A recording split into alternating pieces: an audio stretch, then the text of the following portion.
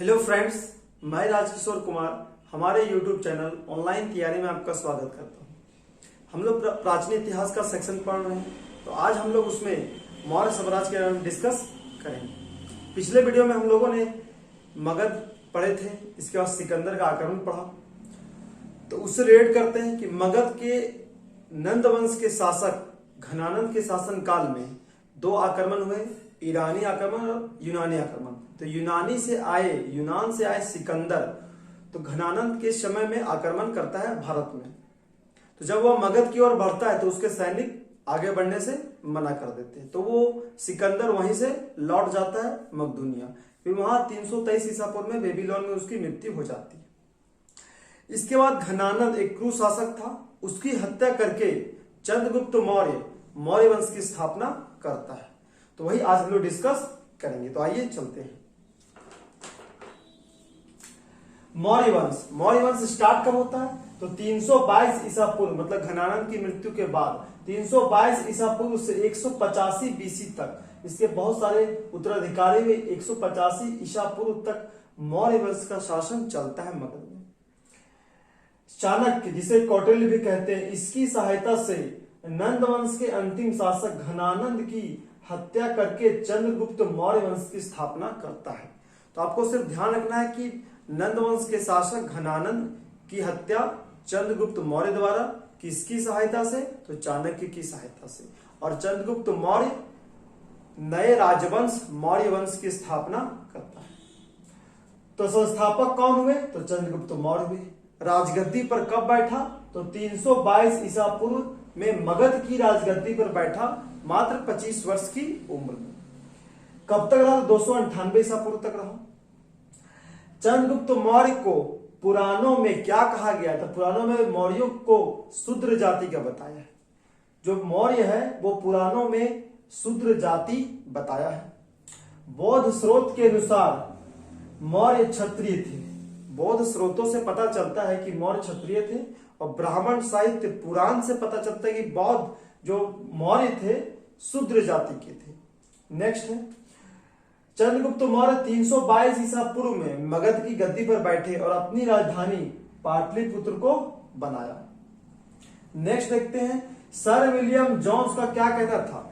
Sir William Jones का कहना था कि चंद्रगुप्त मौर्य की पहचान सेंड्रोकोटस से की। चंद्रगुप्त मौर्य कौन है? तो सेंड्रोकोटस है।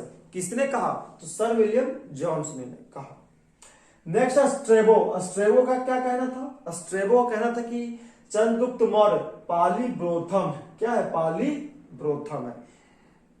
अब आगे बढ़ते हैं हम लोग। अब जब चंद्रगुप्त मौर्य मगध की गद्दी पर बैठ जाता है तो क्या होता है? तो मैंने यहां लिखा है सेल्यूकस निकेटर सयुल। इससे थोड़ा कहानी चलते हैं कि सेल्यूकस निकेटर आया कैसे। तो हम लोगों ने पढ़ा था पिछले वीडियो में, सिकंदर मगध की ओर बढ़ा था आक्रमण करने, परंतु उसके सैनिक ने मना कर दिया। और जब वह वापस आया अपने घर तो बेबीलोन में 323 ईसा पूर्व में उसकी मृत्यु हो जाती है। और हम लोगों ने देखा था कि सिकंदर का जो सेनापति था वो सेल्यूकस निकेटर था। वो वहां की गद्दी में विराजमान हो जाता है। कहां का? मकदूनिया का गद्दी में। वो वहां का राजा बन जाता है सेल्यूकस निकेटर। तो वो सोचता है कि सिकंदर का जो सपना था पूरे भारत में अपने साम्राज्य को फैलाने का, वो तो सपना अधूरा रह गया। उस सपने को पूरा करने के लिए सिकंदर मकदूनिया से निकला विजय अभियान के लिए, भारत पर आक्रमण करने के लिए निकला। पहुंचा काबुल को जीतते हुए। इसके बाद पहुंचा सिंधु नदी को पार करते हुए जैसे ही पश्चिम भारत को प्रवेश किया, मगध पर आक्रमण किया। और मगध पर किसका शासन था? तो चंद्रगुप्त मौर्य का शासन था। जैसे ही मगध पर आक्रमण किया, चंद्रगुप्त मौर्य ने इस जो युद्ध हुआ सेल्यूकस निकेटर से, युद्ध में सेल्यूकस निकेटर को पराजित कर दिया। कौन जीत गया? तो चंद्रगुप्त मौर्य जीत गया। तो काबुल से होते सिंधु नदी पहुंचा, सिंधु नदी से पश्चिमी भारत पहुंचा और पूर्व में मगध पर आक्रमण किया। तब वहां का राजा चंद्रगुप्त मौर्य था। और चंद्रगुप्त मौर्य के हाथों सेल्यूकस निकेटर की बहुत बुरी पराजित होता है। जब वह पराजित हो जाता है तो 303 ईसा पूर्व में, 305 ईसा पूर्व में वह आक्रमण करता है और 303 ईसा पूर्व में संधि होती है। किसके किसके बीच संधि होती है? तो सेल्यूकस निकेटर और चंद्रगुप्त मौर्य के बीच संधि होती है। संधि क्या होती है कि जो सेल्यूकस निकेटर था वो अपनी पुत्री हेलेना का विवाह चंद्रगुप्त मौर्य से कर देता। संधि यही हुई कि अपनी पुत्री का विवाह तुमसे हम कर देते हैं। जब पुत्री का विवाह किया तो उसने क्या दिया, तो उसने दहेज दिया। क्या दिया? दहेज दिया। दहेज क्या दिया? तो 4 राज्य दहेज में दे दिए। काबुल दे दिया, हेरात दे दिया, मकरान दे दिया और गंधार प्रदेश दे दिया। ये 4 राज्य जब हेलेना की शादी चंद्रगुप्त मौर्य से कर दी तो 4 राज्य दहेज में दे दिए। अब उससे पहले है जब उसका विवाह चंद्रगुप्त मौर्य से हुआ तो इसका उल्लेख किसने किया? तो इसका उल्लेख एपियानस ने किया था। ठीक है, एपियानस ने चंद्रगुप्त मौर्य और हेलेना के विवाह का जिक्र या उल्लेख किया था। अब यहाँ पे एक समझने वाली बात है कि चंद्रगुप्त मौर्य और हेलेना की शादी हुई वो एक अंतरराष्ट्रीय विवाह थी। क्यों थी? वो यूनान की रहने वाली थी और ये जो भारत के रहने वाले थे, तो ये एक अंतरराष्ट्रीय विवाह था और इसका उल्लेख एपियानस ने किया है। और सेल्यूकस निकेटर में चंद्रगुप्त मौर्य को दहेज देता है, 4 राज्य दे देता है। काबुल दे दिया, हेरात दे दिया, मकरान दे दिया और गंधार दे दिया। जब वो दहेज देता है तो चंद्रगुप्त मौर्य भी सोचता है कि हमको भी कुछ देना चाहिए, तो उसने उपहार के तौर पर 500 हाथी, उपहार के तौर में 500 हाथी दिए। किसको दिए? तो अपने ससुर सेल्यूकस निकेटर को दिए।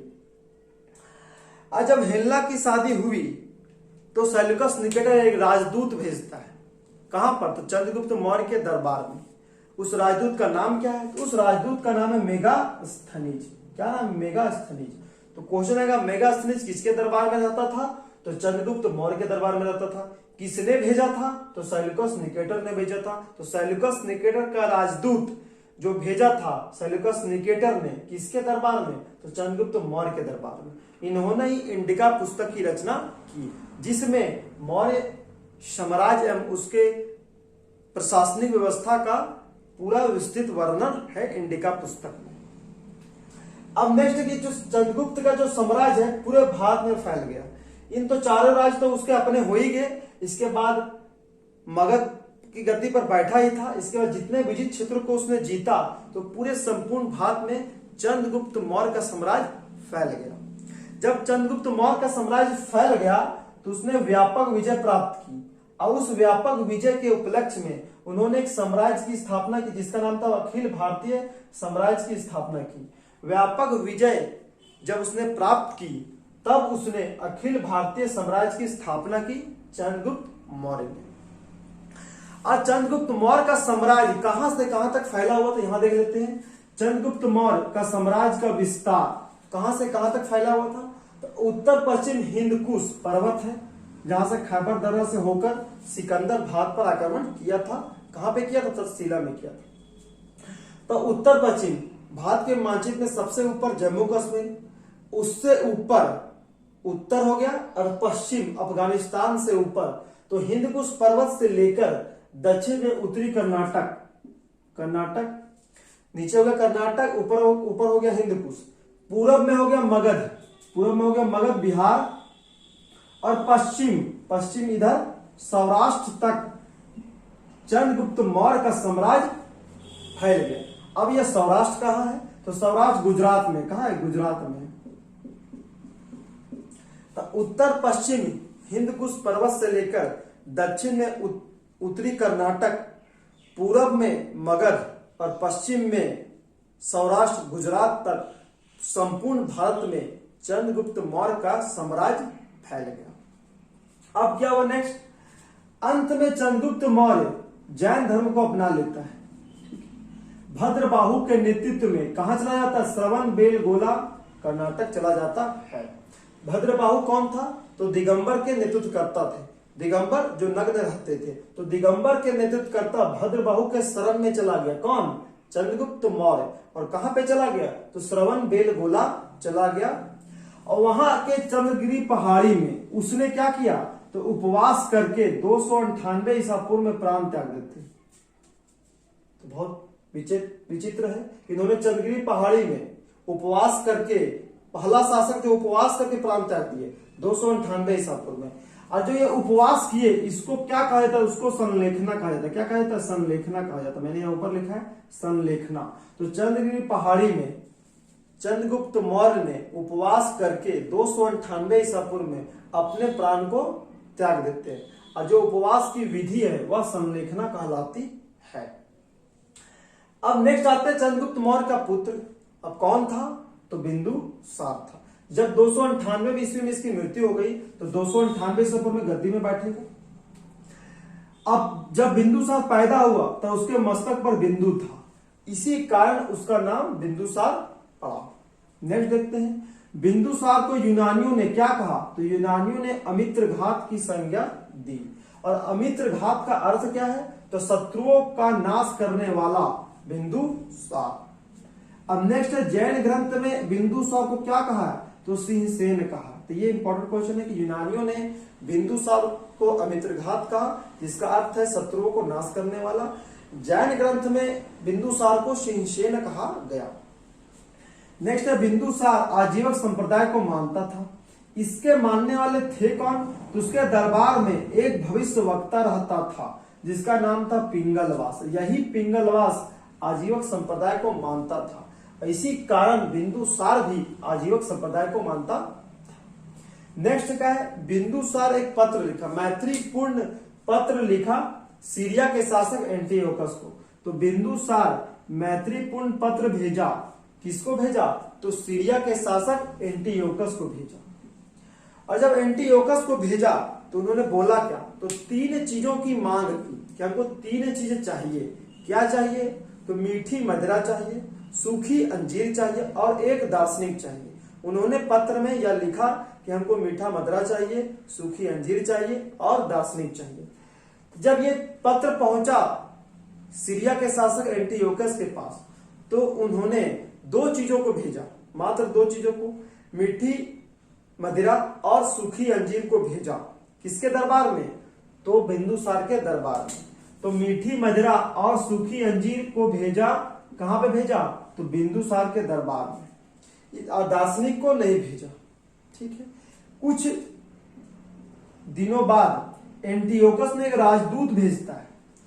किसके दरबार में? तो बिंदुसार के दरबार में। और उस राजदूत का नाम क्या है? डायमेकस। क्या नाम है? डायमेकस। यहाँ प्रश्न बनता है कि बाद में एंटियोकस ने जिस राजदूत को भेजा उसका नाम क्या था? तो एंटियोकस, डायमेकस। ठीक है। एंटियोकस ने भेजा था बिंदुसार के दरबार में राजदूत जिसका नाम था डायमेकस। और उसकी जो 3 मांगे थी बिंदुसार की, उसमें 2 मांगे पूरी की थी। मीठी मदिरा भेजी और सूखी अंजीर भेजी। नेक्स्ट देखते हैं, सुदूरवर्ती दक्षिण भारत को, कर्नाटक तक तो चंद्रगुप्त मौर्य का साम्राज्य था, उसके नीचे केरल तक उसको जीतकर बिंदुसार मगध पे मिला लिया। तो साम्राज्य और विस्तृतकरण हो गया। तो सुदूरवर्ती दक्षिण भारत जीतकर मगध में मिलाया बिंदुसार ने। और अंततः 273 ईसा पूर्व में बिंदुसार की मृत्यु हो जाती है। बिंदुसार के बाद उसका उत्तराधिकारी, उसका पुत्र अशोक मगध की गद्दी पर 273 ईसा पूर्व में बैठता है और मौर्य वंश का सबसे महान शासक उभर कर आता है। महान शासक मौर्य वंश का। कहा जाता है कि शुरुआत में अशोक बहुत ही क्रूर शासक था। 99 भाइयों को मारकर गद्दी पर बैठा। यह बौद्ध परंपरा के अनुसार माना गया है, पर यह सत्य है असत्य है इस पे कोई प्रमाणिक नहीं है। सत्य है, इसका कोई प्रमाणिक नहीं है। क्रूर शासक था, 99 भाइयों की हत्या करके गद्दी में बैठा। राज्याभिषेक से पहले जब बिंदुसार था उस समय ही अशोक अवंती का राज्यपाल था और तक्षशिला का शासक था जब बिंदुसार मगध की गद्दी पर बैठा था उस समय। और जब इनकी मृत्यु हो गई तब मगध की गद्दी पर बैठ गया। गद्दी पर बैठा 273 ईसा पूर्व में, परंतु गृह युद्ध होने के कारण, तो जब गद्दी पर बैठा 273 ईसा पूर्व में, तो गृह युद्ध में व्यस्त होने के कारण 4 साल के बाद जो उसका वास्तविक राज्याभिषेक हो, 273 में राज्याभिषेक हुआ परंतु अच्छा से नहीं हुआ, मतलब हो नहीं सका। क्यों नहीं हो सका? तो परंतु गृह युद्ध के कारण, मतलब गृह युद्ध चल रहा था, युद्ध चल ही रहा था, तो व्यस्त था। तो 269 मतलब 4 साल बाद 269 ईसा पूर्व में वास्तविक राज्याभिषेक हुआ अशोक का। ठीक है। नेक्स्ट देखते हैं सबसे इंपॉर्टेंट कि 261 ईसा पूर्व में क्या हुआ। तो 261 ईसा पूर्व में कलिंग पर आक्रमण किया। कौन किया कलिंग पर? अशोक ने। और उससे पहले अगर पीछे जाएं तो कलिंग पर आक्रमण किसने किया था? तो नंद वंश के संस्थापक महापद्म नंद ने कलिंग पर आक्रमण किया था और नहरें भी खुदवाई थी। तो उसके बाद उसके जो उत्तराधिकारी हुए उस पर आक्रमण किया कौन?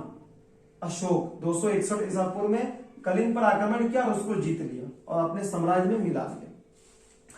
जब वह कलिंग पर आक्रमण किया और जीता, तब उस युद्ध में उसे एहसास हुआ, क्या एहसास हुआ?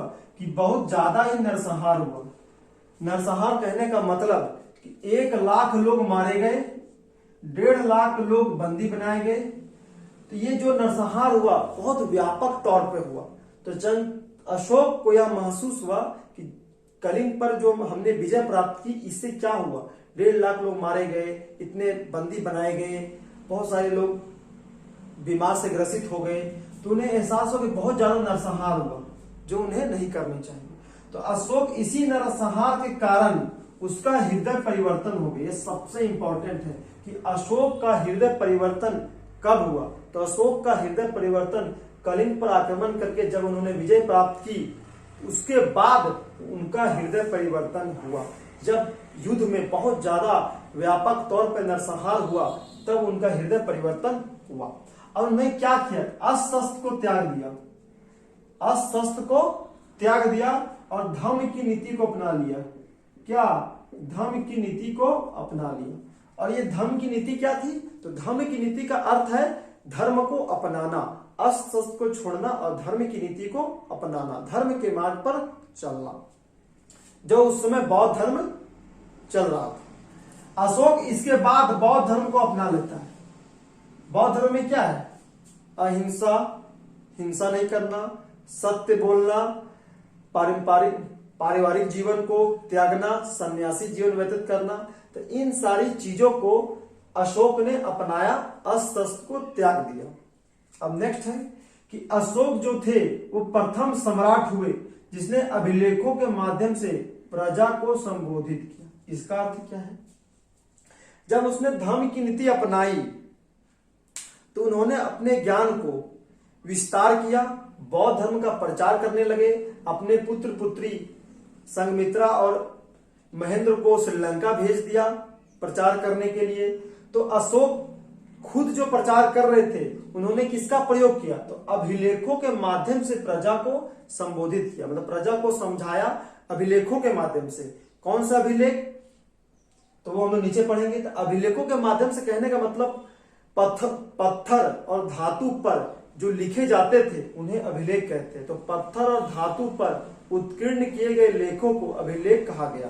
तो सर्वप्रथम अशोक ने उन अभिलेखों के माध्यम से प्रजा को संबोधित किया कि धर्म को नीति की अपनाना है, मांसाहार को छोड़ना है, युद्ध को नहीं करना है, अपने धर्म को विशेष तो मानना ही मानना है, परंतु दूसरे धर्म को भी विशेष दर्जा देना है। तो जो धर्म की नीतियां थी वो शिलालेखों या अभिलेखों के माध्यम में उत्कीर्ण कराए गए, अशोक ने कराया। अब शिलालेखों को पढ़ा सबसे पहले, ये अभिलेख थे, अभिलेखों को पढ़ा किसने? सर्वप्रथम तो जेम्स प्रिंसप 1837 ईस्वी में अभिलेखों को पढ़ने में क्या किया? सफलता प्राप्त की। किस भाषा में सफलता प्राप्त की? तो ब्राह्मी लिपि में सफलता प्राप्त की, जिससे पता चला कि धर्म की नीति को अपनाया था, अस्त्र को शस्त्र को त्याग दिया था। इन्हीं जब जेम्स प्रिंसप ने पढ़ा 1837 में उनके अभिलेखों को। अब अशोक के अभिलेख को कितने भागों में बांटा गया है? तो 3 भागों में बांटा गया। पहला है शिलालेख, दूसरा है स्तंभलेख और तीसरा है गुहालेख। आइए शिलालेख, स्तंभलेख और गुहालेख क्या है?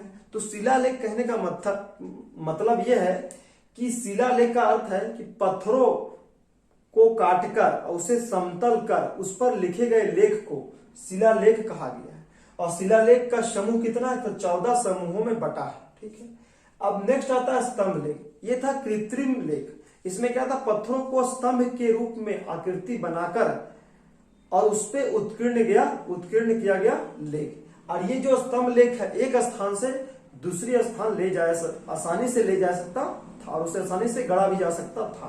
तो स्तंभ लेख क्या था? कृत्रिम लेख था, जिसमें पत्थरों के बने स्तंभ होते थे और उसमें लिखे जाते थे किसके लेखों को? अशोक के नीतियों को लिखा जाता था।